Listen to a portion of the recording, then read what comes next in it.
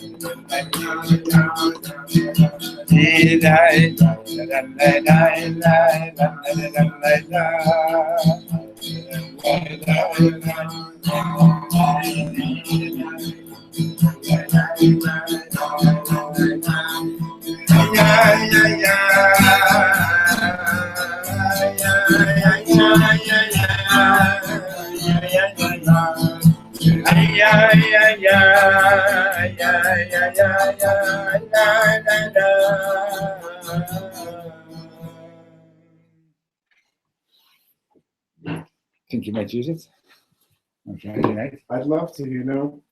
I don't know if people will sing along with me. Well, you start. Yeah, They usually do. You start by I know. teaching them the niggin. I've done it in the so now I need to do that some more. Not this year. Yeah, maybe it'll catch on. Who knows? I think I've done it before. Is that the show? Yeah, this one. Yeah, I've definitely done it before, but I have to do it a few more times. Okay, parshat Balak. Use it for Caledon. Rosh Chodesh. Okay, and I done for Rosh Chodesh. I don't know if this is done. Doesn't Okay, take yourself a chumash. Today we're going to learn a few psukim in Rashi. No, it's okay. That's why I need it. Okay. So everybody knows that the this parsha was written by Moshe Rabbeinu, right? And these prophecies that were said by Bilam. In fact, while this was happening, we were unaware of what was going on, right? Balak, king of Moab, sends for Bilam to come and and cursed the Jewish people. And it's a whole story, but Bilam wants to go, but Hashem doesn't really want him to go, but Hashem agrees to let him go, and the whole story with the donkey, etc., etc. Anyway, finally Bilam comes to Balak, and Balak says to him, why didn't you come right away? Don't you think I can honor you? And Bilam basically is being forced to say that Bilam is being forced to say that he really doesn't have any capabilities that he owns himself. He basically has to do whatever Hashem is telling him to do. And that's one of the motifs of the parsha, of the story. So a very important point to know in the story is that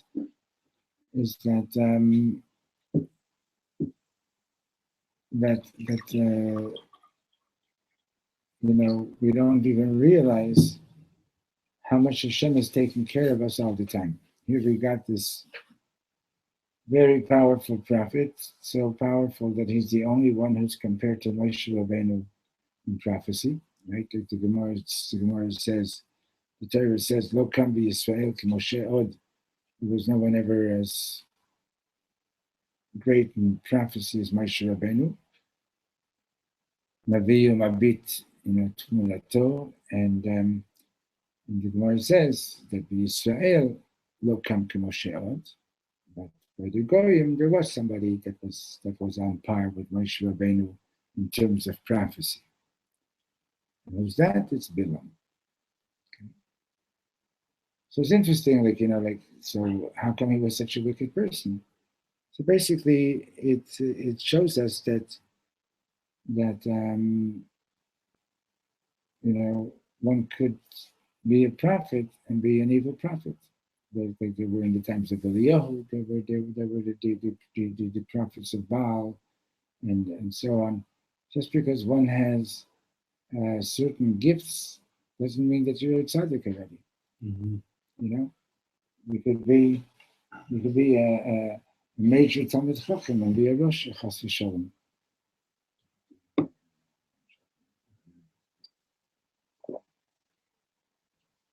Was Acher considered a Rasha? Just a heretic? I don't think that they use that word about him. He lost. He was like the biggest Talmid Chacham,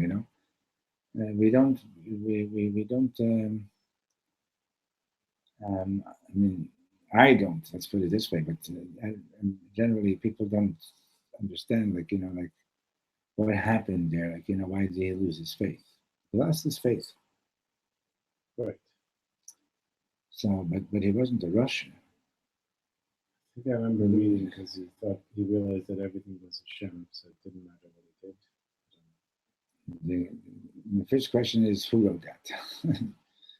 I'm just saying, I just find it so fascinating that somebody who's such a great rabbi and could reach such a high place and then comes back into this world and is totally rebellious. So we don't understand much about that, but what we do understand is that Mishnah says that Al Tamid B'Atzmacha, it's a Mishnah in Pirkei Avot, don't believe in yourself until the day you die. Doesn't it say Tzaddik Al Tamid B'Atzmacha? No, it says Al Tamid B'Atzmacha. And then it says, and then it mentions one of the great Kohanim, and so on, that lost it in the last few minutes of his life. Well, what's that say? What the hell is it? What? He lost his faith. One of the great Kohanim. Yeah. The last few minutes of his life. Yeah. I think it's the other way around. So you see the age, right? Yeah. People a lot of times, when they realize, right? You said that atheists, gain their faith, before they die and so on. But the Yetzer tests us to the last minute. Oh, amazing. To the last minute, to the last breath, he tests us. It says that if somebody Chas v'Shalom, at the end of his life, he says that he regrets all the missions that he did, he loses them. Just can't believe that somebody at that point would want to Look, you know the story that in the middle of the Rebbe, the son of the Alter Rebbe became Rebbe. Okay? So he had, the Alter Rebbe had great Hasidim. Some of whom were could have been Rebbes in their own right. Okay? So Rabbi Zalhammer was one of the big scholars by the Alter Rebbe. And when the Middle Rebbe became Rebbe, the Middle Rebbe was considerably younger than the Weisel. Okay, I think it was Rabbi Weisel that the story took place with. And so the first Farbrengen, the Middle Rebbe says, a Jew always has to pray to be a Jew. Remember the story? I remember hearing that. No, I don't know the story. So the Weisel thought to himself, for such a deep Torah, I don't have to travel all the way to come and be here, if this is the kind of deep Torahs that he's saying. And besides, he was already elderly and everything. Anyway, so he goes back home, and he's the Rav in his area, in his town. How big it was, I don't know.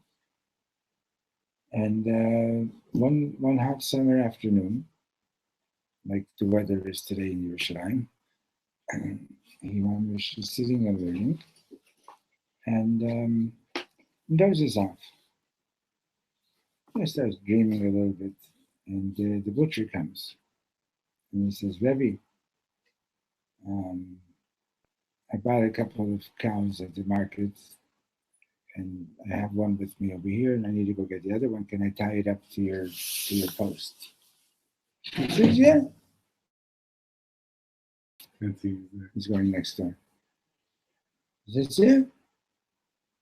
Anyway, so the butcher ties it up. He goes to the market to get the other one. In the meantime, this merchant and policeman come in. You're under arrest. What for? He says, they say that's a stolen cow. So right away he sounds like, just because they're saying it's a stolen cow, they may just be coming in and making that claim and just want a little bit of a schmear. So he suggests, look in this drawer. There would be some money there that they could take. So they open the drawer, they see the money, they say, oh, you're trying to bribe us. Well, now you're really in trouble. In the meantime, the butcher shows up, the second cow, and they arrest him too. And before you know it, 3 days later, he's in Siberia. And he's like, what's going on, what happened here? Anyway, it comes to a month before Easter, Pesach time. The priest comes into the prison, and he says, anybody willing to convert will be liberated and will be home in time for Easter. And there was a young bocher there, comes over to Rabbi Islam, and the priest says, I'll be back tomorrow, think about it. And there was a young bocher there, 18-year-old boy, he was a chassan, comes up to Rabbi Islam. He says, Rebbe, I didn't commit any crimes. They just sent me here, on fake charges. And I'm a chassan. I'm supposed to get married next week. And, all that he's going to do is going to sprinkle some water on me. He's going to say some words in Latin or whatever it is, which I don't even understand anyway. And I don't believe any of that anyway. So what do you think? I should begin and tell the priest I'm going and I'll be home for my wedding. And I'll be home for Pesach. And the Rabbi says to him, Chas v'sholem, don't even think of it.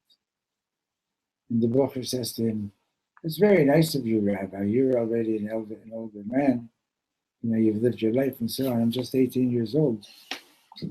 I'm just 18 years old. Like, my whole life is ahead of me. You know what, Rabbi? Forget that I even asked you any questions.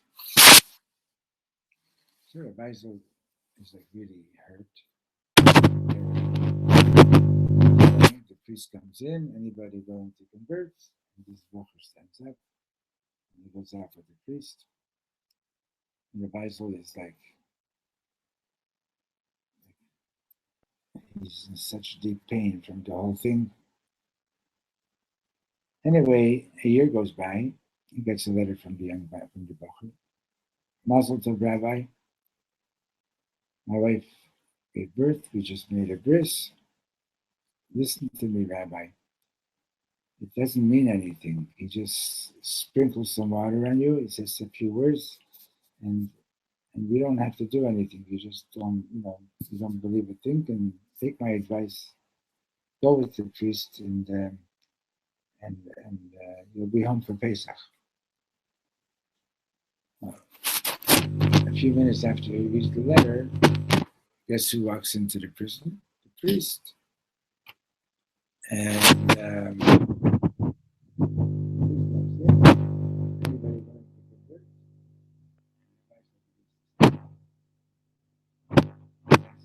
up, he wakes up. So the next opportunity that he had to go back to the Babel, she went to the Mikveh Rebbe. He went to the Mikveh Rebbe, and the Mikveh Rebbe says to him, so you have some good dreams. Yeah. So the Sultan, the Yetzer Hara, they're very cunning, period. It's possible to lose, I was actually talking with somebody today with Eliezer Shor. There's a very interesting teaching from the Meir Shaleach, and concerning prayer. So basically, he says that when Hashem wants to help somebody, he first inspires him to pray. If somebody isn't inspired to pray, it's either because to daven, it's either because they don't need it, or because it's not going to help them. Okay, and that's a very strange thing to say. Like, what do you mean it's not going to help them? Like, what Hashem doesn't listen to our prayers. So of course, there's Chana al Hashem Moshe Rabbeinu prays 515 times. 515 times to go into Eretz Yisrael, right? We don't give up on prayer. We don't give up on davening, right? For 2,000 years, we were praying to come back to Eretz Yisrael. Right? Elamai. So the thing is that number one, just because Hashem doesn't help you immediately, doesn't mean that Hashem isn't going to help you. Maybe He just wants you to daven more and more and more. Okay? But what if you don't feel inspired to daven? What if and so Yeshua, he says, Yeshua didn't go to the Maros and Machpelah when they were on the spy mission because Yeshua didn't need it. The spies didn't go to pray because it wasn't going to help them. And only Kolev went because he needed it. And he was therefore, and he was inspired to go and do it. So what am I supposed to do if I don't feel inspired to daven? According to this teaching of the Ishbitzer, I could say, well, either I don't need it, or it's not going to help me. Right? So the answer is, you should daven to want to daven. Want to. Yeah. You should daven to want to daven. Or if you're not there, say, help me. or if you that's basically it. Yeah. So or just say the words, help me. Or if you're not there, then daven to want to want to. And if you want to, then you're in Shabbos restaurant. Okay, so Yitzhak is very cunning, and one could lose it even in the last minute of one's life. For sure, somebody could lose it. So I need to say what you said in the beginning about Balak saying that I can't pray unless I can't say anything unless that's what Hashem wants me to say. Yeah. Bilam. Sorry, Bilam. And it's really, you have a lot of people who are powerful and famous and influential, and they think that it's really themselves. Or you don't even have to be big and powerful and influential. You had the You equivalent. could be a little schmendrick in the street and still be a Balak. Fine. But here's an example of somebody who was very powerful. And he acknowledged that it was Hashem that gave him his power. Yeah. Which is really a lesson, like just simply a lesson. That? To acknowledge that the things that you have are from He Hashem. acknowledged, but Bilam was, Hashem forced him. To bless the Jewish people. Hashem forced him to bless the Jewish people, and Hashem forced him to admit to everybody that he doesn't have the power.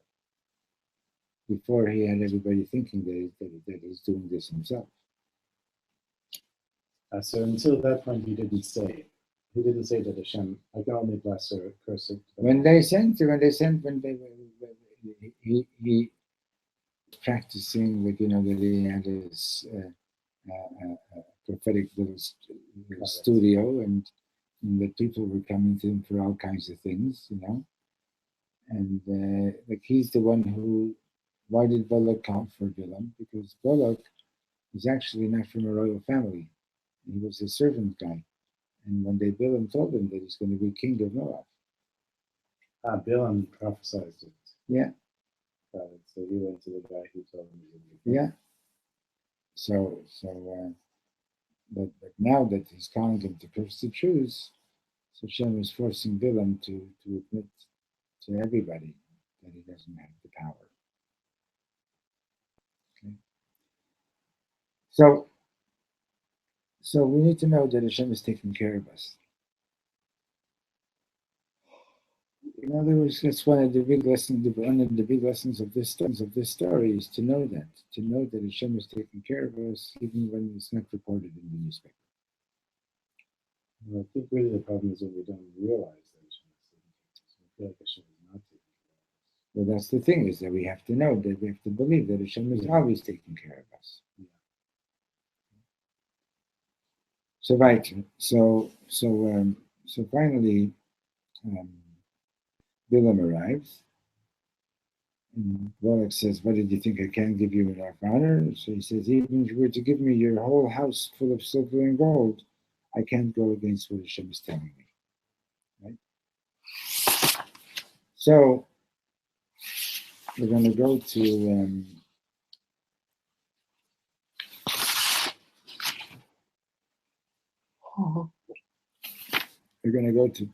Perik Chov Gimel, chapter 23.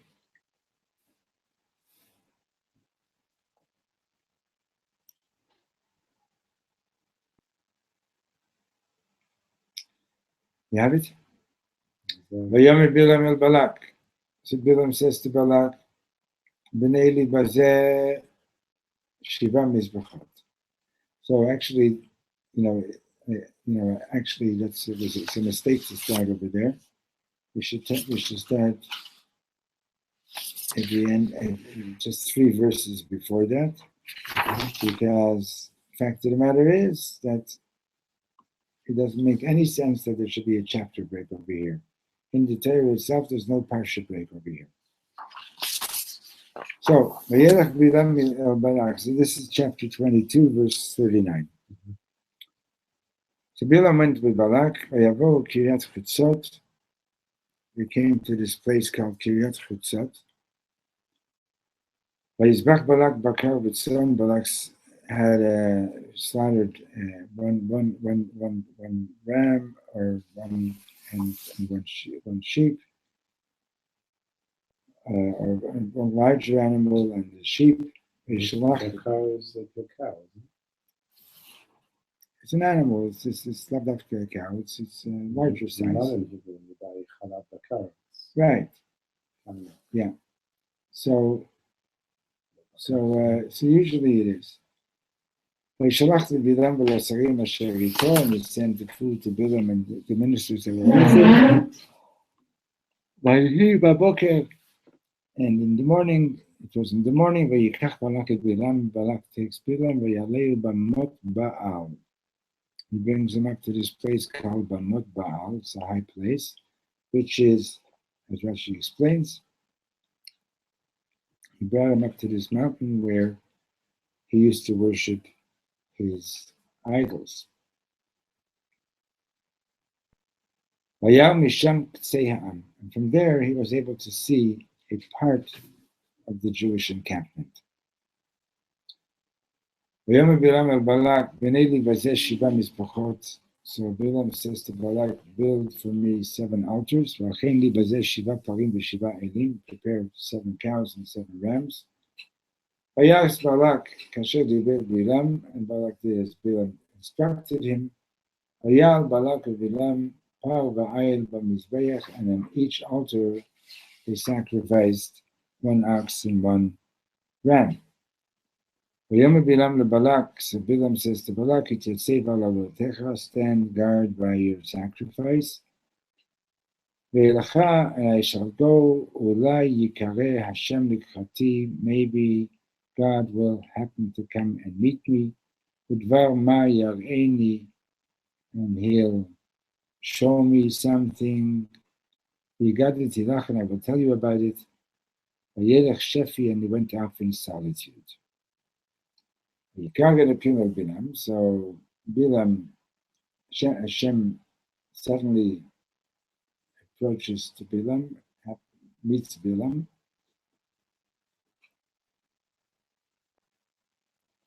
And Bilam says to God,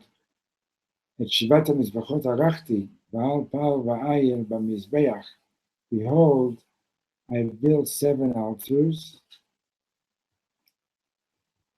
and I sacrificed an ox and a ram on each one. So Rashi explains what's Bilam trying to say. Bilam is trying to say, since he says, this 7 altars. Right? It doesn't say I built 7 altars, I built this 7 altars. So Rashi says that Abraham Avinu had built 4, Yitzchak had built 2, Yaakov had built 2, that makes 7. So Bilam is saying, you see, none of the ancestors of the Jews did as much as I'm doing. Mm-hmm. I built 7 altars, and not only that, I offered 1 ram on the altar that he built. Right? I'm offering on each altar a ram and an ox.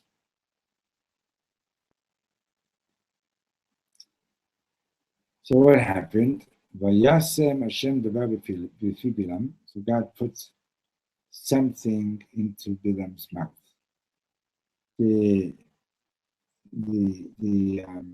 most simple translation would be, or seemingly, is that God put some words in Bilam's mouth. And that's how most of the translations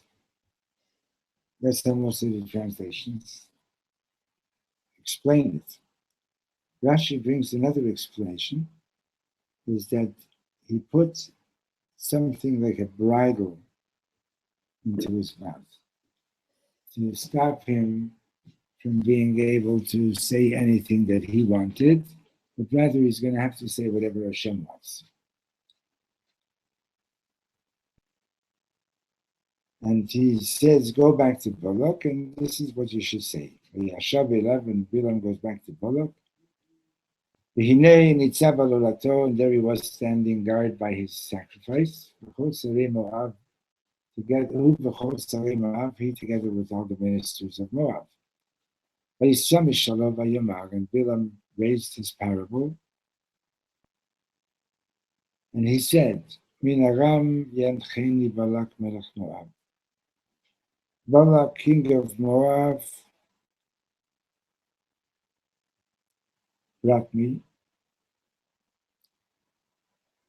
Meharei Kedem, from the mountains of the east, saying, Lecha Arali Yaakov, come and curse Yaakov for me, Lecha Zerama Yisrael, and bring God's anger against the Jews.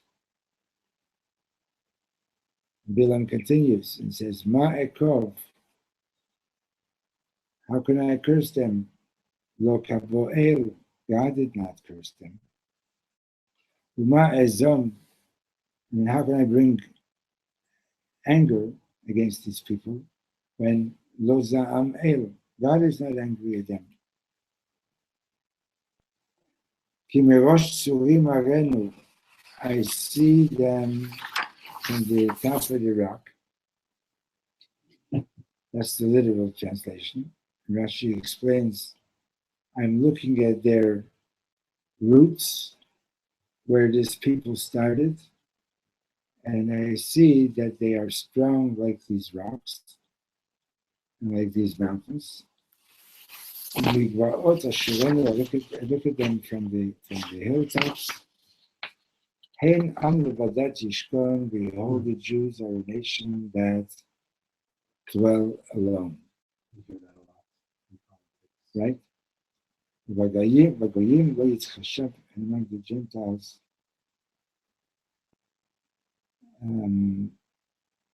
he ignores it. I'm sorry, I just made a mistake. I'm just so tired. The Jews are not reckoned with among the nations. What does that mean, reckoned with? In other words, Rashi says, not respected by the nations. The nations don't respect the Jews. Mm-hmm. And there he says that when the Jews are happy, no nation celebrates with them. As it says, Hashem Badad Yanchenu. They're being led by themselves, alone. And when things are good for the rest of the nations, so the Jews eat with everybody. In other words, they benefit. And it doesn't come off their accounting. Hi. That is your balcony seat.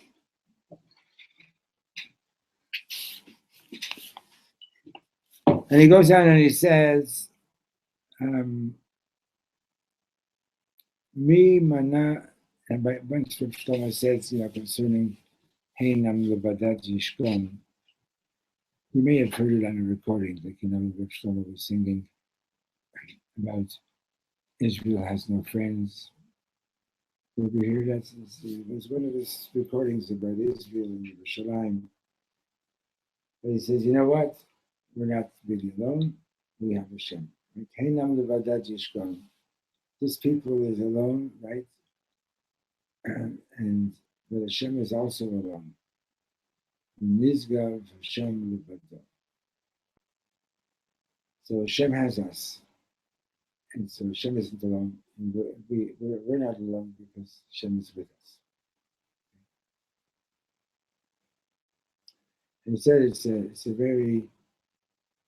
sad that Israel has no friends, but the beautiful thing about it is that the good people are friends of Israel.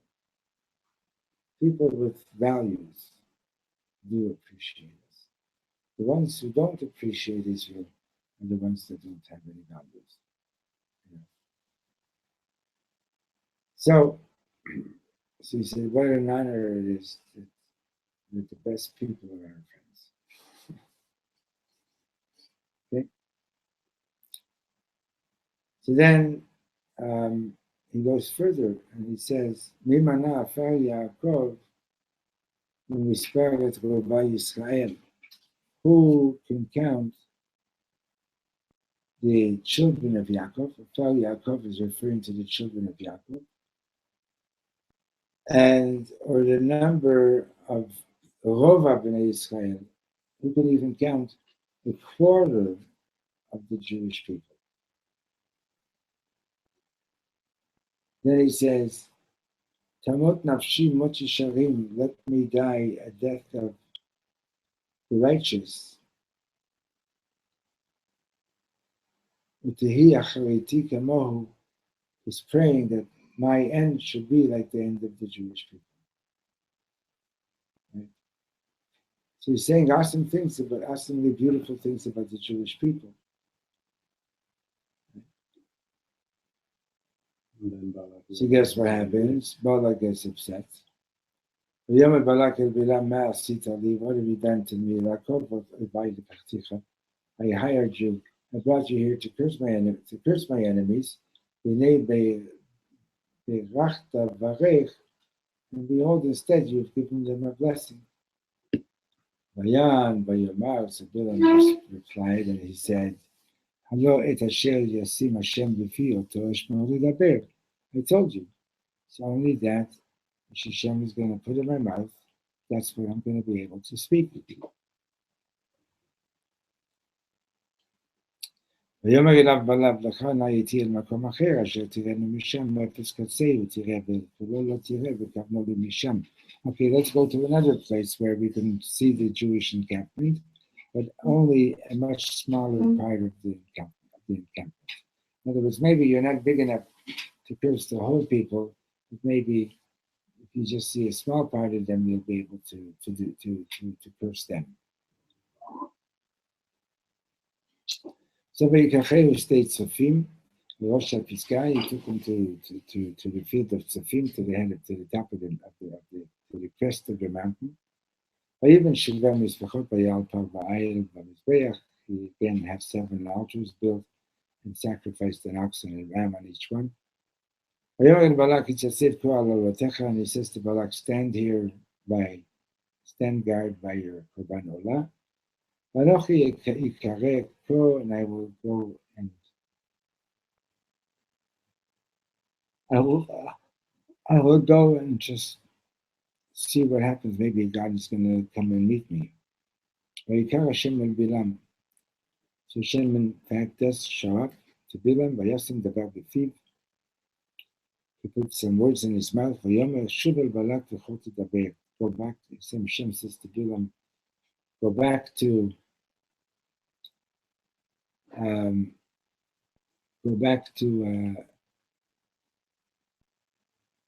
Balak, and this is what you should speak.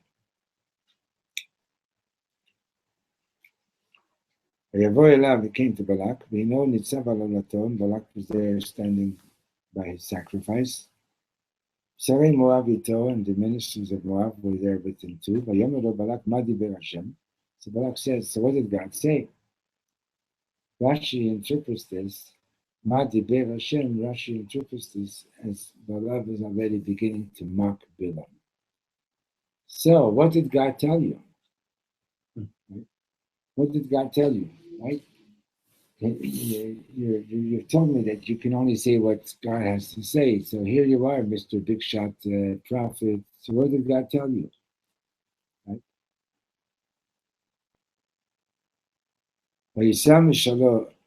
So he lifted his parable, Vayomar, and he said, Kum Balak. So Bilam gets back at Balak and he says, stand on your feet. Ushama, and listen. Hazina Adai ben Tzipor. Listen, son of Tzipor.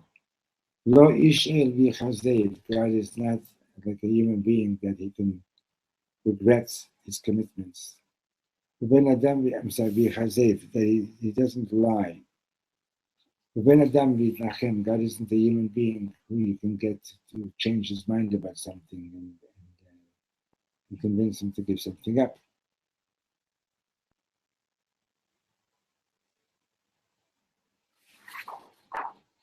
Hahu Amar, Hashem said something. V'lo ya'aseh. Do you think he's not going to fulfill his promise? The diber v'lo yikimela. God made a commitment. You think he's not going to stick to the commitment? Chas v'shalom.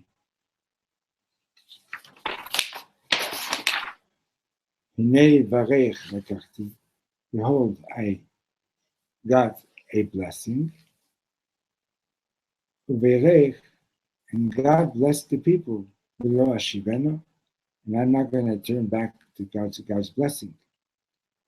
Lo hibit aven b'Yaakov. God does not look at the transgressions in Jacob. V'lo ra'a amal b'Yisrael. And he, again,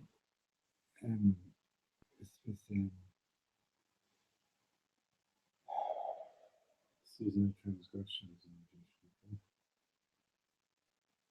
I'm totally fading out. That's what you want to say.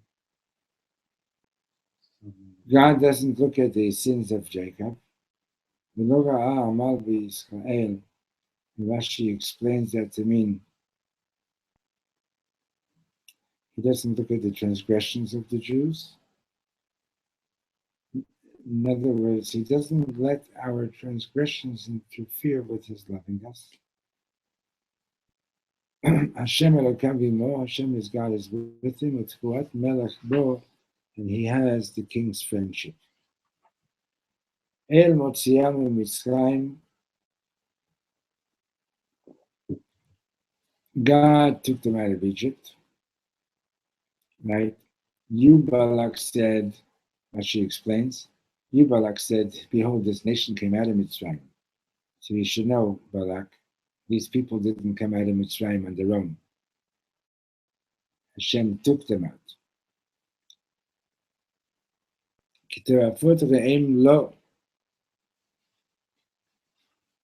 And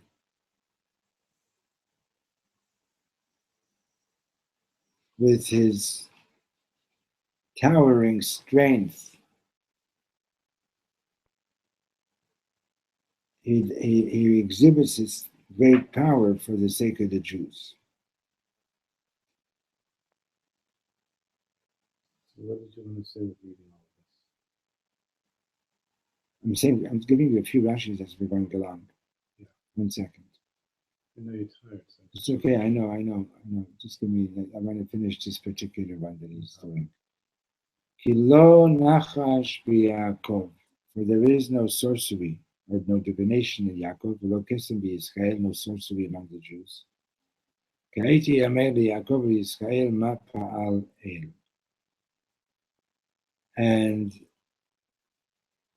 there will come a time in the future, similar to this moment, where God's love for the Jews will be revealed to everybody. Hein am kelavi yakum. This is a nation that gets up in the morning like a young lion, uchari et nasa, and raises itself like a lion. Lo yishkal ad yochal terev, doesn't go to bed until he eats his prey. V'dam chalalim yishteh, and drinks the blood of those he killed.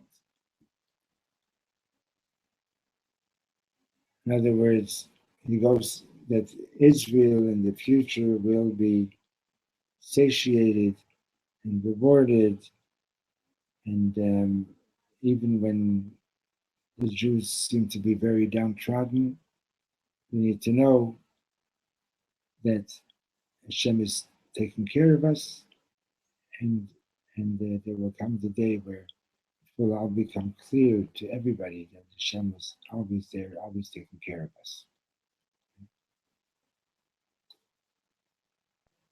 Rashi says in Pasuk Chav Dalet, Hein am kelavi yakum, you get up like a lion, like a young lion. So Rashi says, Shehein amdim shenatam shacharit, when the Jewish people get up from the shachris in the morning from their sleep, Hein mitgavrin kelavi v'cha'ari, they strengthen themselves like a young lion and like a fully developed lion. Lachtof et mitzvot, to grab the mitzvahs. Lilbosh talit, put on a talis, likro et shema, to say the shema, laniach tefillin, to put on tefillin. Right? In other words, that's the idea of rising in the morning like a lion. And then we don't go to sleep at night. And Rashi says, Lo yishkav b'layla al mitato, ad shehu ochel umechabel kol mazik habal litzarfo. Doesn't go to sleep at night without first destroying every destructive force that's coming to grab him. Ketzad, how do you do that? Korei et shema al mitato, you say the shema, kriyat shema al hamita, by the bed, before going to sleep. Umafkid rucho biyad hamakom, and the Yid entrusts his spirit in the hand of God. Ba machane b'giyes lahazikam, if should some encampment, if soldiers come and try to cause harm to the Jews, HaKadosh Baruch Hu shomram v'nilcham milchamotam umapilim chalalim. So God is guarding the Jews, and He's fighting their battles and knocking off their victims. So that's the prophecy. That's the second prophecy that he says. So what's going on here? Bilam is saying that he can't. Bilam, the Gemara explains, was basically trying. He was trying to find the moment that God is angry. There's a moment every day, right? He was trying to he actually wanted to curse us, and he was trying to find that moment where he'd be in sync with that moment that God is angry with us. So I don't know much about that technique, okay? But in any case, Hashem didn't let him, right? Hashem Hamish took his intended curses and turned them around into blessings. So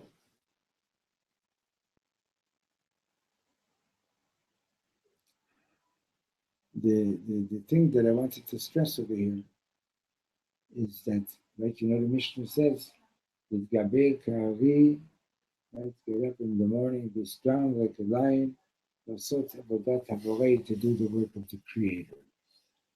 And every morning, you know, people get up, oh, I'm tired. And I told you the story. This Jewish guy, his mother wakes him up in the morning. Harry, come on, it's time to get up. You got to go to school. Mom, I don't want to go. The kids don't like me. Harry, get up. You have to go to school. Mom, the teachers don't like me either.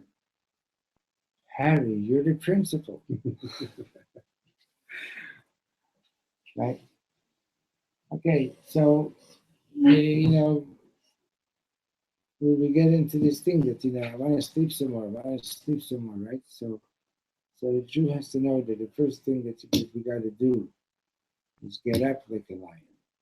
Get up like a young lion and go right into serving Hashem. That's the, so Rashi says that's the comparison over here. Right? And at night to know that you. So the verse says, "Yochal teref," until he eats his prey, and dam chalalim yishteh, and he drinks up the blood of the ones who were killed, which is a pretty powerful graphic phrase. And as you see, it's the language of Bilam, so to speak, right? I mean, God put these words into him. And Rashi says that he prophesied that this was a prophecy that Moshe Rabbeinu was going to be alive until all the kings of the other side of the Jordan would be captured. And it was all the wars that the Jews had to fight until we got to the river Jordan. Moshe Rabbeinu was going to be alive to the very end. And then when we were ready to go into Israel, that's when he was nifter. About a month before. So, the Shulchan Aruch begins, the Shulchan Aruch Orach Chaim. The first part of the Shulchan Aruch, the Code of Jewish Laws, got 4 sections. Orach Chaim, Yeridea, Evuna Ezer, and Choshen Mishpat. Orach Chaim means the way of life. So all the chapters in the Orach Chaim cover everything that you need to know about daily life, starting with the morning, going through the day until the end of the day, right? And so the laws of Netilat Yadayim and Asher Yotzar and Birchot HaShachar, etc. And then Shachris. Throughout the day, Minchas and Arab, Kriyat Shema Lamita, right? And in order to do all that, we have to be like a lion, right? We have to be in this world. We have to be like a lion. We have to have the power to do it with power, not to do it like or you're very in hiding from it or something like that. So the Shulchan Aruch begins with a teaching. They ask in the mayor years ago, be bold as a leopard, and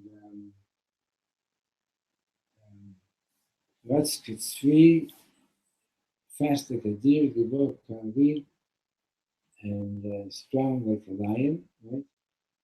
There's 4. There's the leopard, and what's the 4th one? It's the Mishnah in Pirkei Avos. I think it's in chapter 5.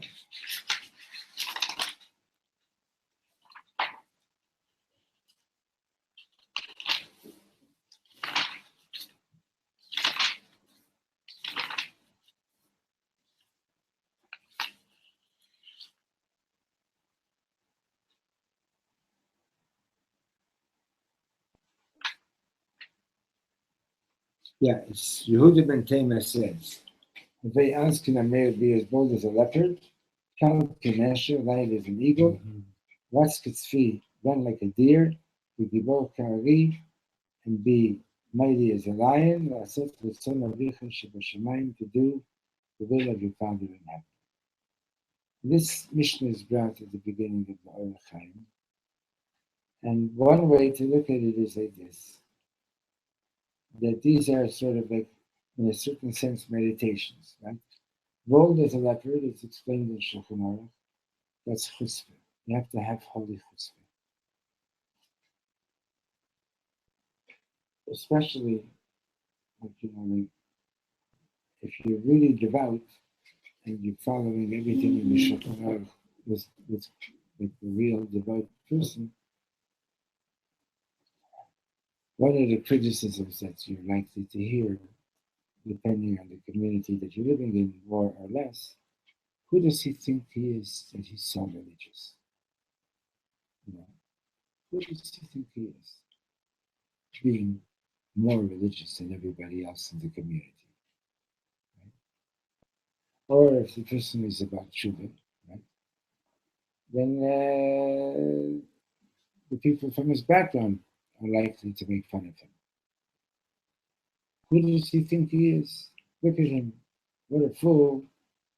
Only simple people become religious. Put downs of all kinds, right? So they ask Namir, you have to have holy chutzpah, you have to be bold like a lion, and that we believe this, I believe this, I'm going and doing it. I'm going, instead of running to my office, I'm going to shul and putting on tefillin. I work, not before I do this. I'm going to learn Torah, etc., etc.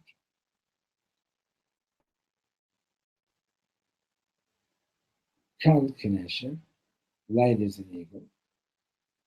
Right? There's a mimer from the Frierdiker Rebbe. The mimer is a teaching from the Gemara. Ein HaKadosh Baruch Hu ba b'tchunya in briyotav. God does not come to his creations in a storm. Meaning to say that if Hashem is asking something of us, a mitzvah or whatever it is, and it might be taking a lot of effort to accomplish it, you have to know that Hashem, the fact that Hashem is asking me to do it, means that he believes that I could do it. So stop being slothful, right? Be as light as an eagle and soar.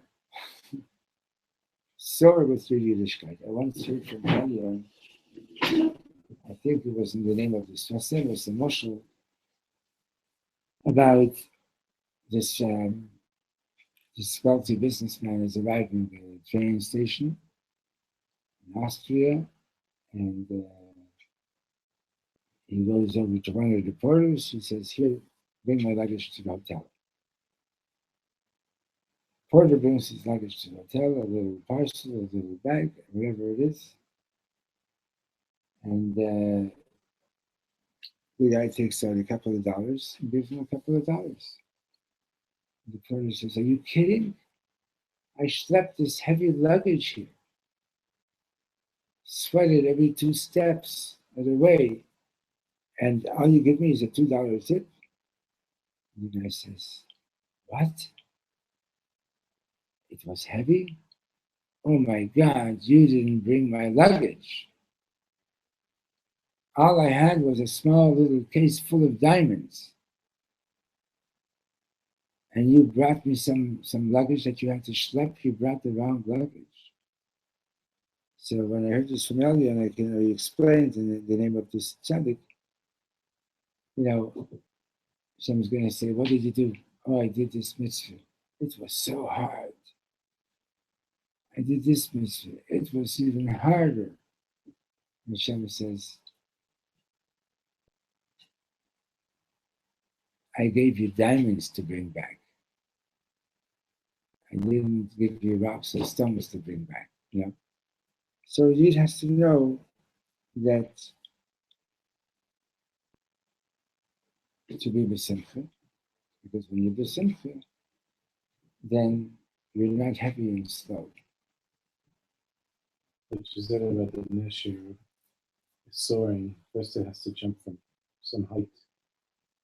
Okay. To soar. Okay. You're a former Boy Scout champ, and so you know these things. I'm just saying. I appreciate that. When a person feels like they can't go any further, that's when they have to jump. And that's when they can start to soar. That's when they can start. Very, very good point. Very good point. So again, like you see, these are meditations, right? And you have to know that the mitzvah, it's like it says about the Aron HaKodesh. The Aron HaKodesh was very heavy. It was being carried by 4 people. But it was the weight of all that gold was massive. So the Gemara says that it looked like they were carrying the Aron HaKodesh, but really the Aron HaKodesh was carrying the people. Right? It looks like I'm carrying the mitzvah, but really the mitzvah is carrying me. Because Reb Shlomo says about the song that sings you. Right. The highest level. Right. So now we have these neighbors over here, this couple that got married relatively late, later than most. Baruch Hashem, last year she had a baby girl, or 2 years ago, and now she gave birth to twins. Baruch Hashem. And there's this lady that comes every day around 4 o'clock, and she sits on a little chair outside their apartment, and she takes care of the little girl, the older daughter. And today I saw her actually feeding one of the twins.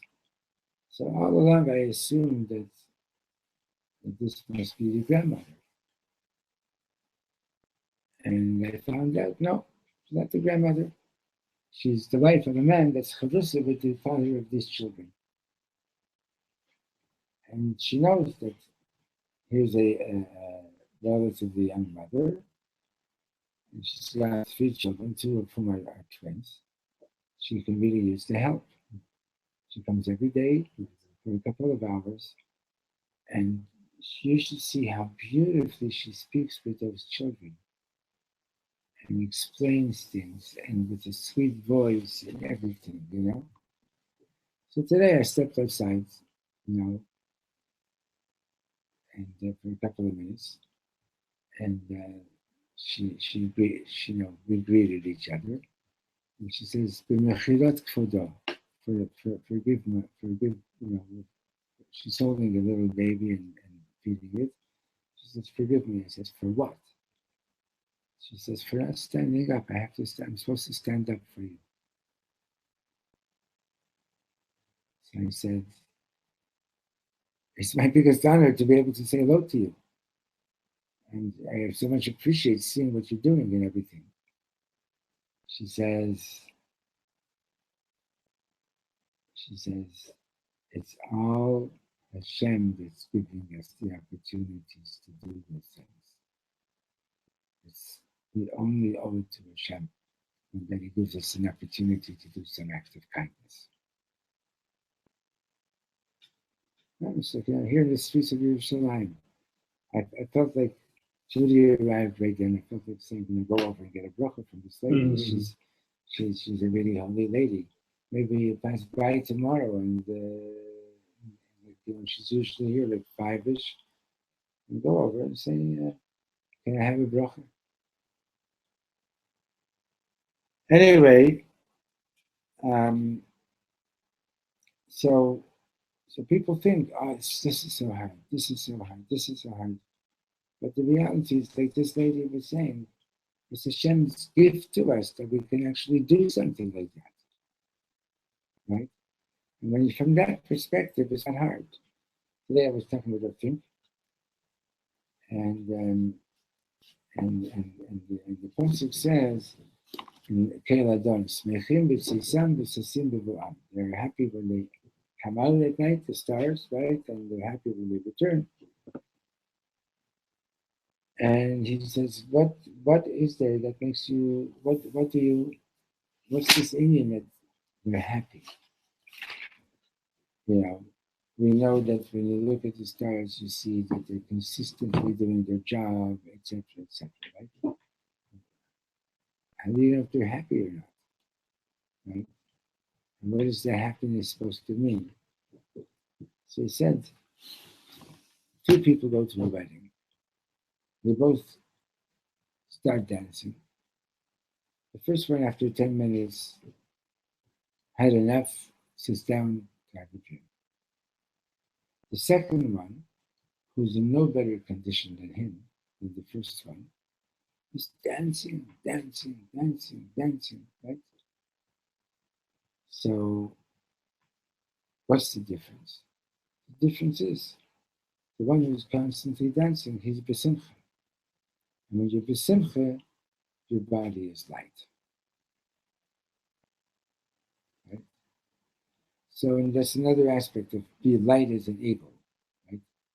Soar. When you're besimcha, you're going to soar. Ras kitzvi, you better run. Right? Run like a deer. Because if you just slowly walk to the shul or walk to doing the mitzvah, you're just giving the Yetzer Hara more time to stop you. That's one thing. The other thing is, if you love something, if you love somebody, you don't sort of just, Moshe and Sprints are going on their 3rd date, right? And Moshe is sort of like dragging his feet, right? What does that show about how much he wants to be in this relationship? But Shlomo said, somebody was asking him, should I marry this girl or should I marry that girl?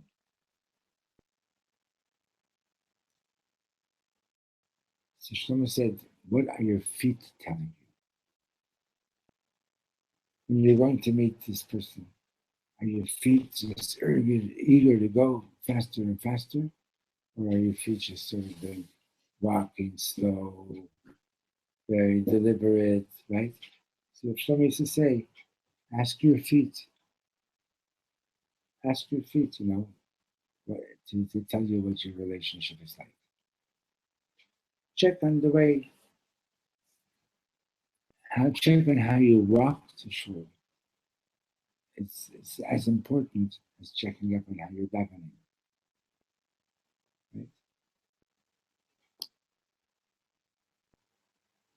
Right?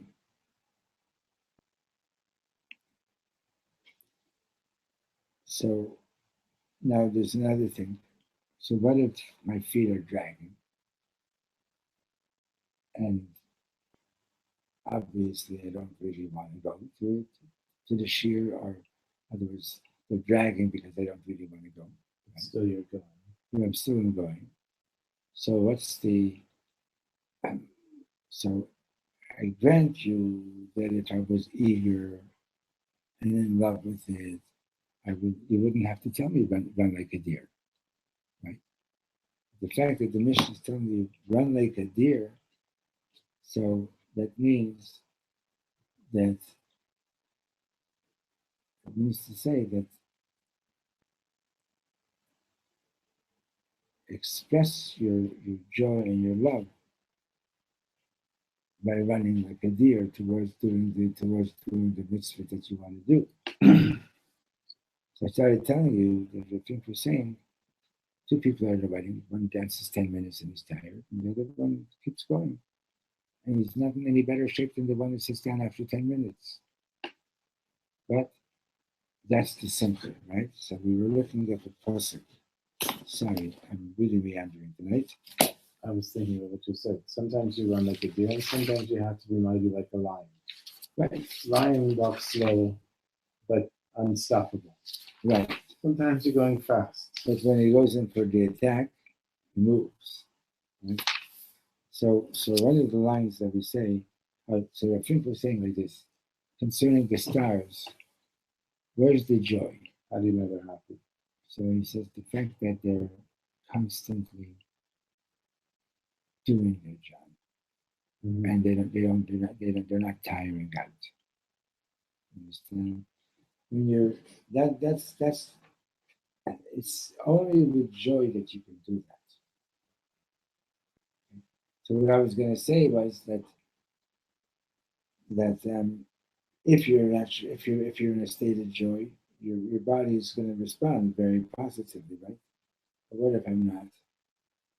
So get up and dance anyway, because as you get up and you dance, and you start moving your body.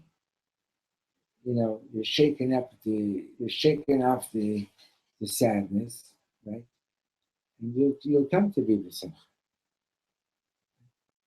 Shlomo used to sort of at concerts, he'd shout at the crowd, "Get up, dance!" Once I was at a concert, and he said, "I know that when you're going to go home, you're going to regret that you didn't do it, that you didn't get up and dance. I know that you're going to regret if you don't do it." So he says, "Well, what for? Just get out of your chairs and start dancing." Right? And so it's like a sort of like a two-way street. When you're besimcha, you're naturally feeling dancing. If you're not really besimcha, dance, and that will arouse yourself. What's the last one? So we have Raska 3 and Gibor Kavi, right? Strong like a lion. To have the strength to overcome the Yisroel. So let's say at any given time of the day, we're all faced with various challenges. So sometimes you got to sort of sit back and say, okay, which of these four animals should I be right now? Right? Is the best route for me to escape? Should I stand there like a lion and say, I'm not afraid of you? should I be like an eagle at this moment, right? And which of these animals do I need to be like? Tzaddik is one you take a Zeta and uses it for the good. So Transforms it, yeah. you take the animal soul and use it for good. It's an aspect of what a tzaddik does. Definitely. And the avodah is to do it and to know and to do it wisely. Understand?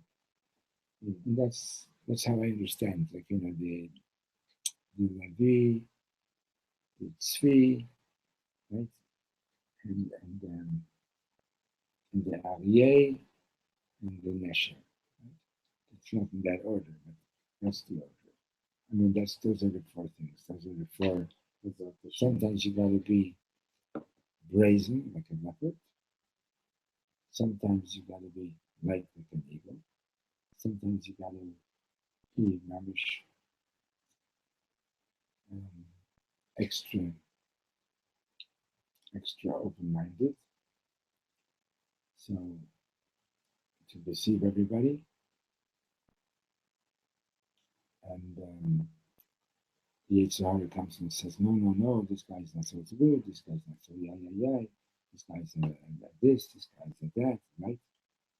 So you have to be gibor kamavi. You have to be strong with kamari, not to give into that Yitzhak. Okay, anybody watching this, I apologize. I'm telling you, I'm sorry. I crashed a little bit, a few times here and there. Feel at home. You can either turn off the sound or turn off the computer, whatever it is. But I think that by the time the shir was finished, we actually got to say a few good things. Barak agrees.